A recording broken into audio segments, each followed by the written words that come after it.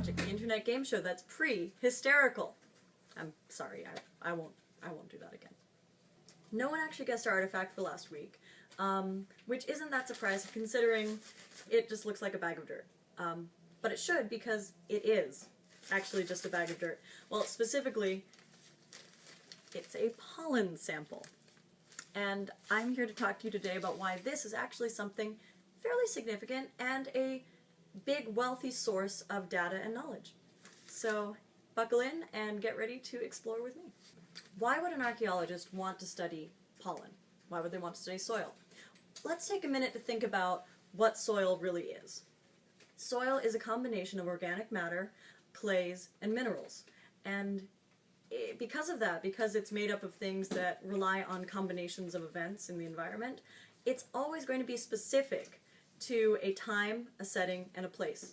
And those three things are what we are investigating as archaeologists. We care about recreating and understanding specific times, settings, and places in prehistory. So this is actually one of our best friends. When you're analyzing a pollen sample, you're looking for incidences of organic plant life.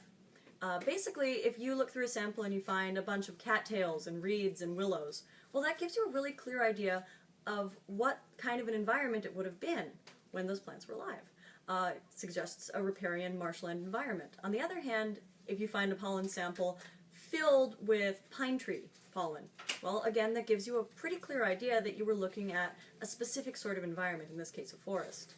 So when you look into these pollen samples, you're helping recreate general environmental trends. Beyond that, because you're looking at something organic, something that's relying on resources to stay alive, you're also going to be learning a lot about resources in terms of drought, rainfall. You're also going to be learning a lot about the environment, about the climate. In fact, three of the biggest climactic events in prehistory are named after flowers.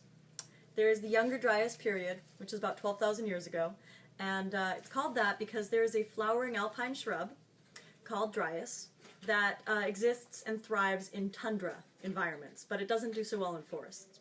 So when you look into the record and you suddenly see tons of Dryas pollen showing up in the record, that suggests expansion of tundra, expansion of glaciers. And the Younger Dryas lasts about 70 years, and we can say that, among other things, because we have the pollen data. Now, before the Younger Dryas, there's the Older Dryas, which was about 1,000 years before that. And that was a bit longer, that was about 300 years. But again, we're able to track its incidence by looking at the incidence of Dryas in the Northern Hemisphere. And there's the oldest Dryas, which is like 15,000 years ago. And again, we're able to tell that not only because of changes to the megafauna and to migratory patterns and to the way people are interacting, but because we have this pollen.